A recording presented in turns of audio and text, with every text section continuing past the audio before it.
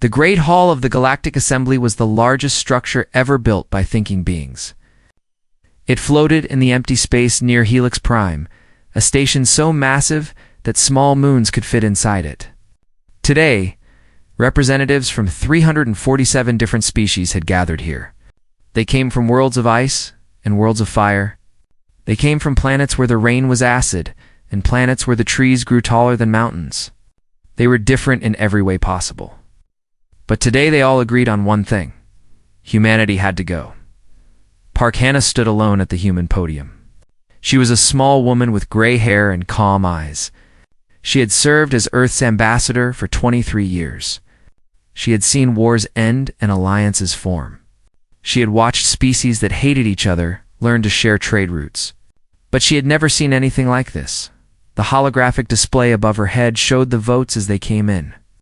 Red light after red light. Each red light meant another species had voted yes. Yes to Proposal 7792. Yes to the complete prohibition of Earth and all its people from galactic affairs. The charges against humanity were many. The aliens said humans expanded too fast. They said humans adapted too quickly.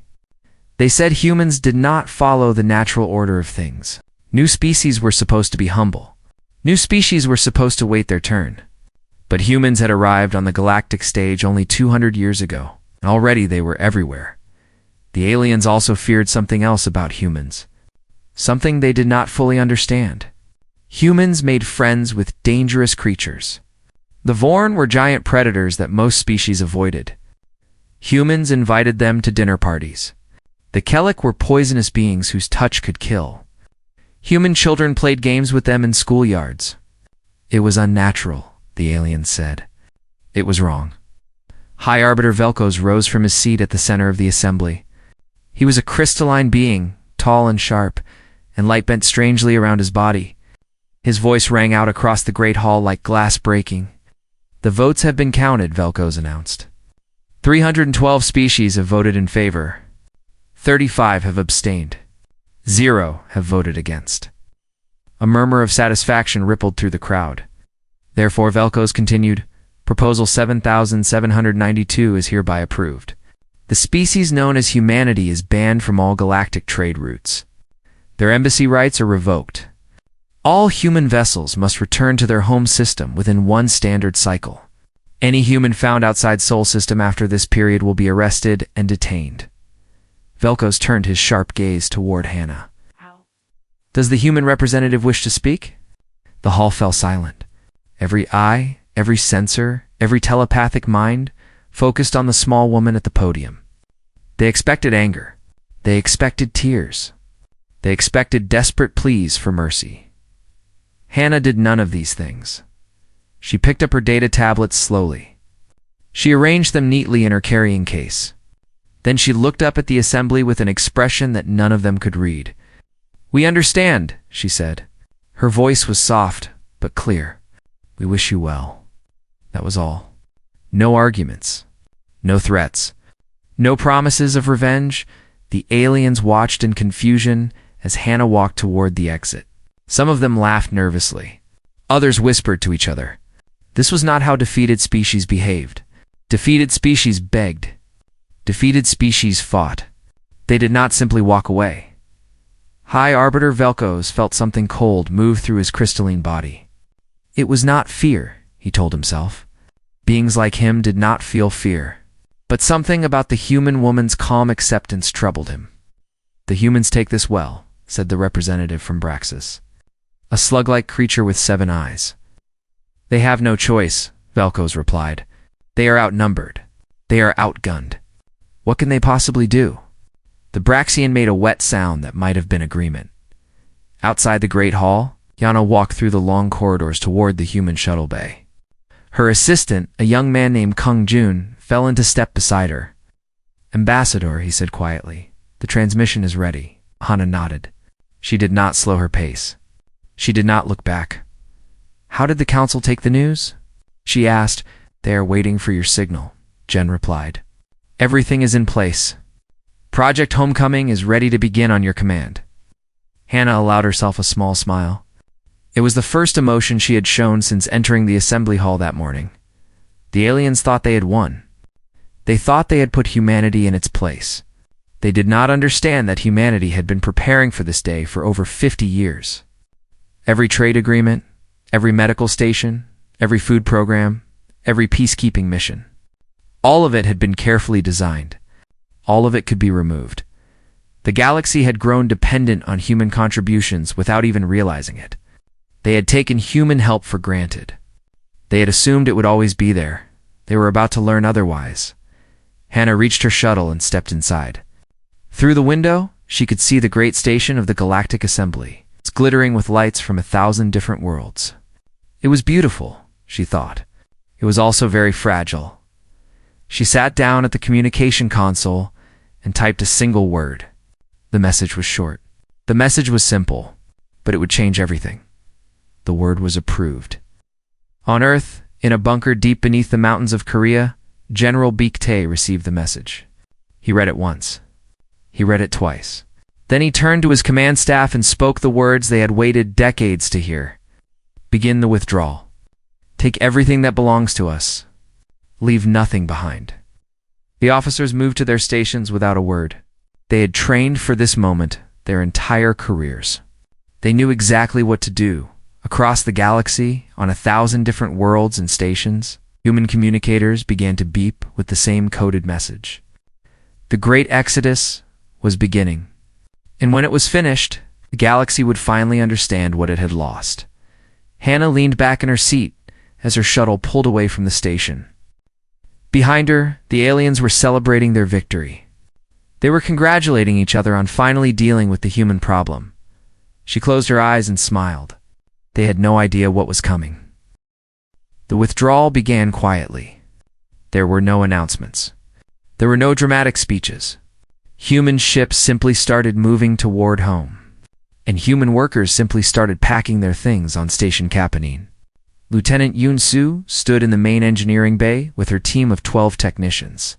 The station orbited a gas giant in the outer reaches of the Helix system. 5 different species lived here. None of them could breathe the same air. That had been a problem until the humans arrived. Yoon-soo looked at the atmospheric processors that lined the walls. Her team had built these machines 15 years ago. Before that, the station had been a mess of separate sections, each sealed off from the others. The different species could not meet. They could not work together. They could not even share a meal. The human processors changed everything. They created a neutral atmosphere that all 5 species could tolerate.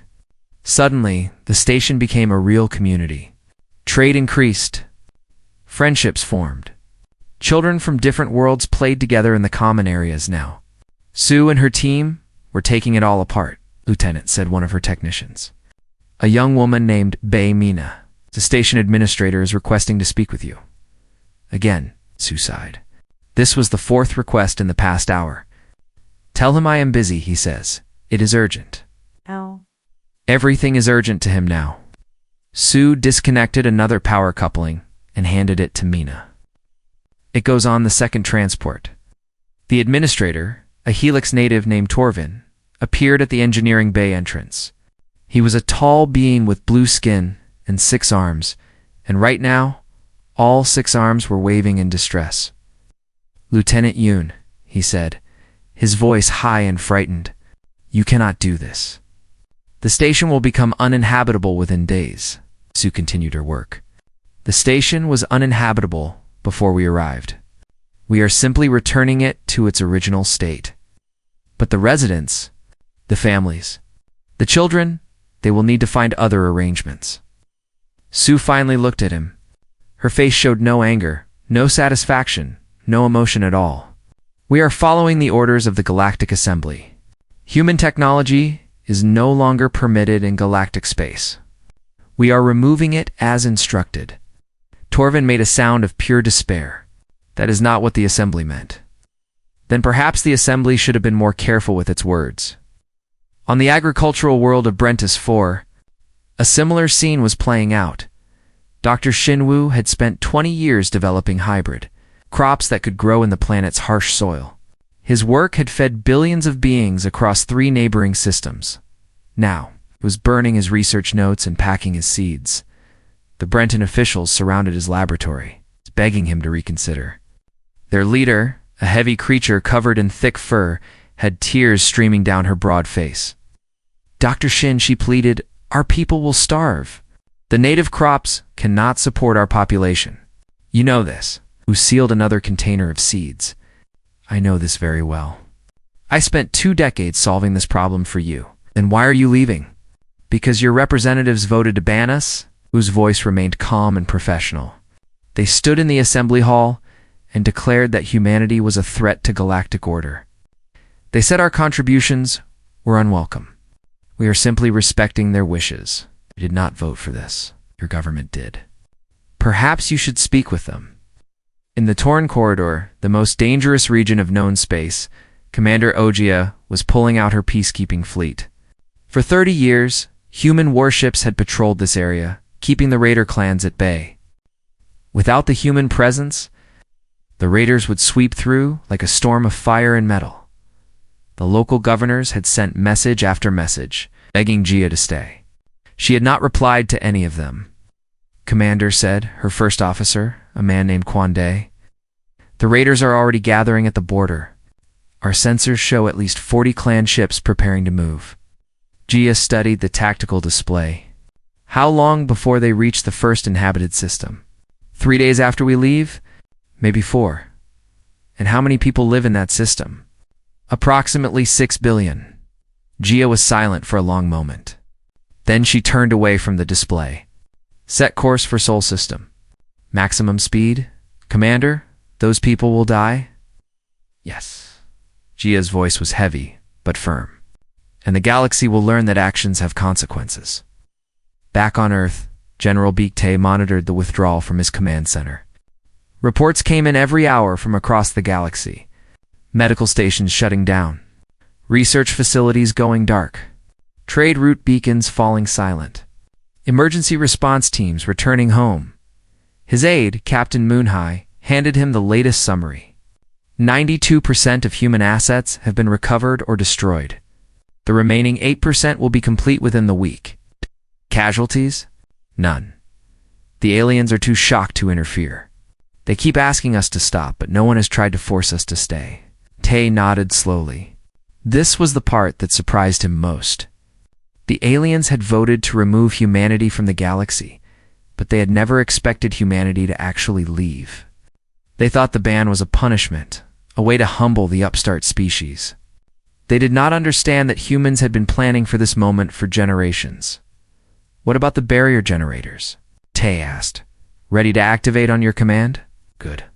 Once the last ship is home, seal the system. No one gets in or out without council approval." Captain Moon hesitated. "Sir, there are reports of alien refugees trying to reach Sol System. Beings who opposed the ban. Beings who have always been friendly to humanity." Tay closed his eyes. This was the hardest part of the plan. There were innocent beings out there. Beings who had stood with humanity even when it was unpopular. They would suffer along with everyone else. "Our resources are limited," he said finally. "We cannot save everyone. We can only save ourselves, and after. When the galaxy comes begging for help," Tay opened his eyes. "Then we will decide if they deserve it."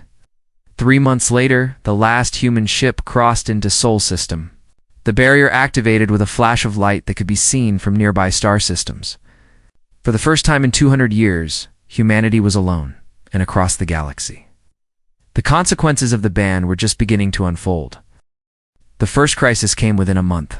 The Helix Medical Coalition had been the pride of the galaxy. Hundreds of hospitals and clinics spread across dozens of systems, treating patients from every known species. It was a monument to cooperation and compassion. It was also built almost entirely on human foundations. When the human doctors left, they took their knowledge with them. They took their medicines. They took their surgical techniques. They took the gentle patience that made them willing to treat species that others considered beneath their notice. The Dren were a small, quiet people with soft gray skin and large dark eyes. They were not important in galactic politics. They had no military power. They controlled no valuable resources. The great species of the assembly had always ignored them, but the human doctors had not ignored them for 50 years. Human medical teams had worked to cure a plague that was slowly killing the Dren homeworld. They had finally succeeded just 3 years before the ban. The treatment required regular doses of a medicine that only human laboratories could produce. Now those laboratories were silent, and the Dren were dying again. Elder Kasho of the Dren sent a desperate message to the Galactic Assembly. He begged for help. He explained that his people would be extinct within 2 years without the human medicine. He asked if anyone else could produce it. The Assembly did not respond. They were too busy dealing with their own problems. On Brentis 4, the famine had begun. Dr. Shinwu's hybrid crops had been the only thing keeping billions of beings alive. Without them, the native plants withered and died in the harsh soil. Food supplies ran out within weeks. Riots broke out in every major city. The Brenton government sent ships to neighboring systems begging for food. But those systems were facing their own shortages. Human agricultural technology had been everywhere. Now it was all gone. The torn corridor fell next. Commander Ogia had been right. Without human peacekeepers, the raider clans swept through like a wave of destruction. They burned colonies. They enslaved populations. They took everything of value and left nothing but Ashdod, for systems fell in the first month. 6 more in the second. By the 3rd month, the raiders controlled a quarter of known space, and no one could stop them. The great powers of the Assembly tried to organize a response. They formed committees. They held meetings. They argued about who should contribute ships and who should pay for the war. While they argued, millions more died. High Arbiter Velkos watched it all from his crystal palace on Helix Prime. He had expected some difficulties after the human withdrawal. He had not expected complete collapse. "This is unacceptable," he declared at an emergency assembly session. "The humans must be brought back. They must reactivate the systems they destroyed." The other representatives murmured in agreement. Yes, that was the solution. The humans had caused this problem by leaving. The humans must fix it. Velkos composed a formal demand and sent it to Sol System. The message was long and full of legal language. It reminded humanity of their obligations to the galactic community. It threatened severe consequences if they did not comply immediately. The response came 3 days later. It was an automated message generated by a computer system that did not care about galactic law. "Earth is currently unavailable to take your call. Please try again later." Velko sent another message, and another, and another. Each time, he received the same response. Earth was unavailable. "Please try again later. Send a delegation," Velkos ordered. "Go to Sol System directly. Make them understand the situation." A fleet of diplomatic ships made the journey to the edge of human space. What they found there stopped them cold. Sol System was surrounded by a barrier of shimmering energy. The barrier stretched for millions of kilometers in every direction. It was beautiful and terrible. A wall of light that separated humanity from the rest of the galaxy. The diplomatic fleet approached the barrier carefully. They hailed on every frequency. They broadcast messages of peace and cooperation. They explained the desperate situation facing the galaxy. The barrier responded with a polite, automated message. "Human space is currently closed to outside visitors. Your request for entry has been noted. Please return to your point of origin," the lead diplomat. A being named Torrance from the water world of Aquila tried to push through the barrier anyway. His ship was gently redirected, turned around without damage, and pointed back toward open space. He tried again and again, but the barrier would not yield. Inside the barrier, life continued as normal. The Terran Isolation Council met weekly to review reports from beyond the wall.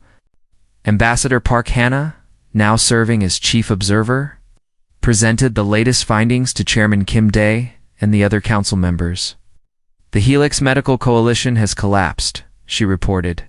"The Dren extinction is proceeding as predicted. Brentis 4 has lost 40% of its population to famine. The Raider clans control 27 systems. Admiral Nam Yoon studied the data with cold eyes. They did this to themselves. It did, Hannah agreed. But millions of innocents are suffering. Chairman Kim Dae was silent for a long moment. He was an old man now, with white hair and deep lines on his face. He had spent his entire life preparing for this moment, and now that it was here, he found no joy in it. "How long do we wait?" he asked. "As long as necessary," Admiral Nam-yoon replied. "They need to understand what they threw away. They need to learn that we were never the threat. We were the solution. And if they never learn..." No one had an answer for that. Outside the barrier, the galaxy continued to burn. Species that had lived in peace for thousands of years turned on each other, fighting over scraps of food and medicine. Ancient alliances crumbled. New wars began, and in the Great Hall of the Galactic Assembly, where 347 species had once voted to ban humanity, the seats were now mostly empty. The representatives had gone home to deal with their own crises. The grand experiment in galactic cooperation was falling apart. High Arbiter Velkos sat alone in his chamber, staring at the communication screen. He had sent 117 messages to Earth. He had received 117 automated responses. For the first time in his long life, the crystalline being felt something he could not identify. It took him many hours to recognize the feeling. It was fear. 5 years passed behind the barrier. Earth had changed in ways the galaxy could not imagine. Without the burden of supporting ungrateful aliens, humanity had turned its energy inward. New cities rose from empty lands. Old problems were finally solved. The population grew healthy and strong. But the greatest changes happened in the laboratories. Bin was a young physicist working at the Seoul Advanced Research Center. He was quiet and serious, the kind of person who forgot to eat when he was thinking about equations. His colleagues called him the ghost because he often worked through the night without anyone noticing he was there for 3 years. Bin had been studying a problem that the galaxy's oldest scientists had declared impossible. The Great Archive of Menthos, before it fell into ruin, contained records of a theoretical concept called dimensional folding. The math suggested that space itself could be bent and twisted, allowing instant travel between impossibly distant points. Every species that had attempted to solve this problem had failed. The calculations were too complex. The energy requirements were too high. The physics simply did not work. Bin solved it on a Tuesday afternoon, while eating a cold sandwich at his desk. He stared at his computer screen for a long time after the final equation resolved. Then he called his partner, an engineer named Choi Nari, and asked her to come to his office immediately. Nari arrived 20 minutes later. She was a tall woman with practical clothes and oil stains on her fingers. While Bin dreamed of impossible things, Nari built them. "Show me," she said. Bin showed her. The equations filled 17 screens. The implications filled their minds with wonder. "And this is real," Nari whispered. "This actually works." "I believe so. We can build an engine based on this. A ship that can fold space.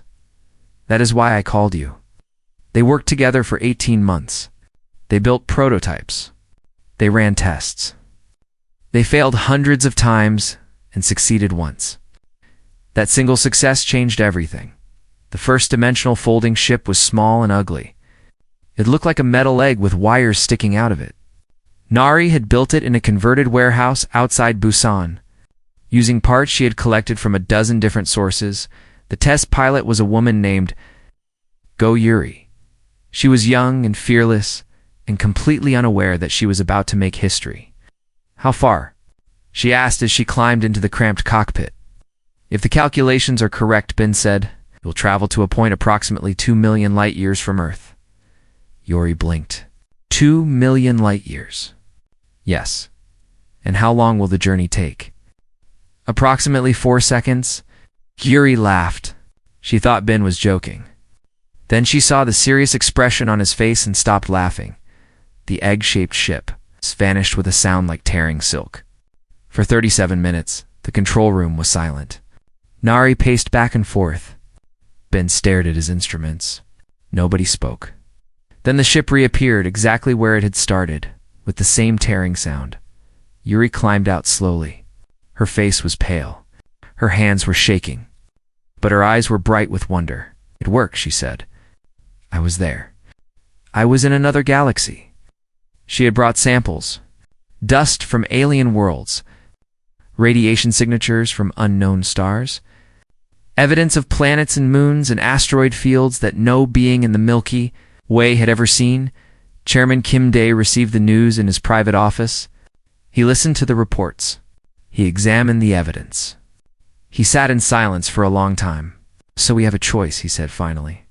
We can leave them all behind. Start fresh somewhere. They will never find us. The council debated for 9 days. The arguments were fierce and passionate. Admiral Nam Yoon led the faction that wanted to leave. We owe them nothing, she argued. They rejected us. They banned us. They celebrated when we left. Why should we help them now? Others disagreed. Dr. Shinwoo, who had returned from Brentus IV with nightmares he could not shake, spoke of the innocents who were suffering. The children did not vote to ban us, he said. The farmers did not vote. The sick did not vote. They are dying for the sins of their leaders. The debate went back and forth. Leave or stay? Abandon or rescue? Revenge or mercy? On the 9th day, Ambassador Park Hana asked to speak. She had remained silent throughout the debate, listening to every argument, watching every face. I have spent my life among the aliens, she said. Her voice was soft but steady. I have seen their cruelty and their kindness. I have seen their fear and their hope. I know them better than anyone in this room. She paused and looked at each council member in turn. They feared us because we were different. They banned us because they did not understand us. These are not good reasons, but they are human reasons. We have done the same things to each other throughout our history, so we should forgive them. Admiral Nem Yoon demanded. No. Hannah shook her head. We should remember who we are. We are the species that makes friends with predators. We are the species that treats the sick when no one else will. We are the species that builds bridges instead of walls. She turned to Chairman Kim Dae. They threw us away because we frightened them. If we abandon them now, we prove they were right to be afraid. But if we help them, we prove they were wrong. We prove that humanity is better than they ever imagined. The room was silent. We are not them, Hannah said quietly. We never were. That is why they feared us. And that is why we must go back. The vote was close. 14 in favor of returning. 13 against. One abstention. Chairman Kim Dae announced the decision to the people of Earth in a global broadcast. We have found new galaxies, he said. We could leave and never look back. But that is not who we are. We are going back to help the beings who rejected us. Not because they deserve it, but because we are human. The preparation for return began the next morning. The barrier would fall. The ships would fly. And the galaxy would learn that mercy was not weakness. It was strength. The barrier fell without warning. One moment it was there, shimmering wall of light that had separated humanity from the galaxy for 5 long years. The next moment it was gone, dissolved like morning mist in the sun. Across the galaxy, the sensors detected the change immediately. Alarms sounded in military bases and government buildings. Communication channels filled with frightened voices. Everyone asked the same question. What were the humans doing? Ambassador Park Hannah's ship emerged first from Sol System. It was a new design, sleek in silver, powered by technology the galaxy had never seen. The ship moved through space in ways that should have been impossible, flickering between locations like a stone skipping across water. Behind Hannah came the fleet. There were thousands of ships. Some were warships bristling with weapons. Others were hospital ships marked with the White Cross of Mercy. Still others were cargo vessels loaded with food and medicine and supplies. They spread out from Sol System like a silver tide, moving toward every corner of the galaxy at once. High Arbiter Velkos received the news in his damaged palace on Helix Prime. The Raider clans had attacked the system twice in the past year. The great station that had once housed the Galactic Assembly was now half in ruins. How many ships? Velkos demanded. Thousands, his aide replied. Perhaps tens of thousands. Our sensors cannot count them all. They have come to destroy us. Velkos felt the cold certainty of death approaching. After everything we did to them, they've come for revenge. But the human ships did not attack. Instead, they began to help. On the medical station orbiting Helix Prime, human doctors appeared like ghosts from a dream. They set up treatment centers. They distributed medicine. They saved lives that had been given up for lost. On the famine worlds of the Brenton system, human agricultural ships landed with seeds and equipment. Within hours, the first new crops were being planted. Within days, the first harvests were being gathered in the torn corridor. Human warships engaged the raider clans with terrible efficiency. The raiders, who had terrorized the galaxy for 5 years, suddenly found themselves facing an enemy they could not defeat. The dimensional folding ships appeared from nowhere, struck with devastating force, and vanished before the raiders could respond. The war was over in 3 weeks, Ambassador. Hana requested a meeting with whoever remained in charge of the fractured assembly. It took several days to gather enough representatives to form a quorum. They met in a temporary building on Helix Prime, surrounded by rubble and ruin. High Arbiter Velkos was there, diminished and defeated. He had aged badly during the years of crisis. His crystalline body had lost its shine. His voice had lost its power. "You have come back," he said to Hannah. It was not a question. "We have," she replied. "Why?" The words seemed to cost Velkos great effort. "After what we did to you, after how we treated you, why would you return to help us?" Hannah was silent for a moment. She looked around the room at the representatives of species that had once voted to ban her people. They looked small and frightened now. They looked like children who had made a terrible mistake. "We are not here to negotiate," she said calmly. "We are here to help. Because that is what humans do."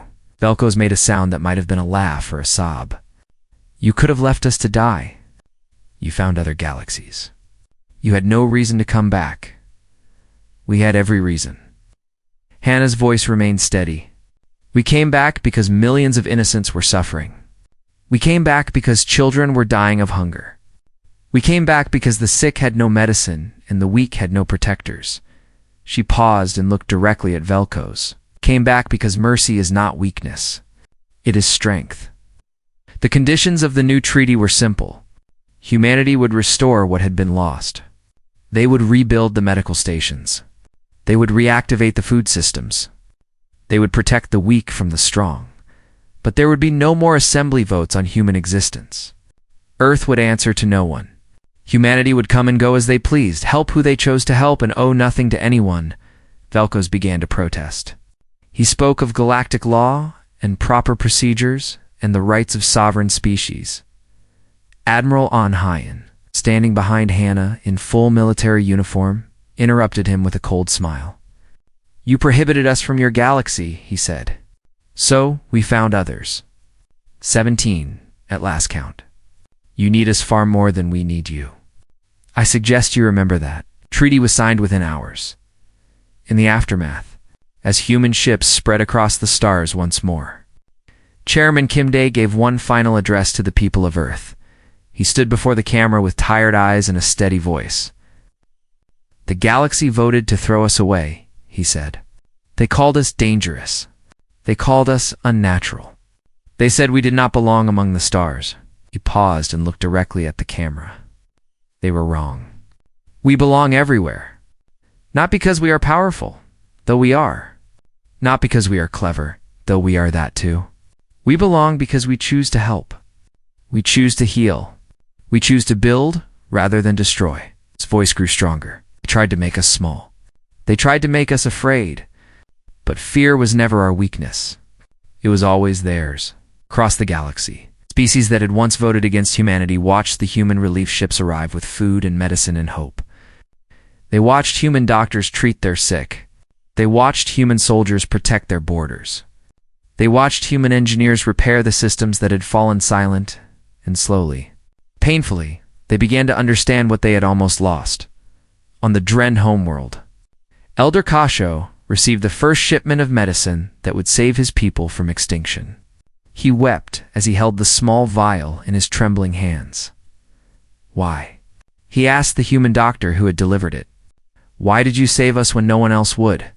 The doctor, a young man named Hans Sol, smiled gently. Because someone had to. It was, Kasho thought, the most human answer possible. And perhaps that was the point.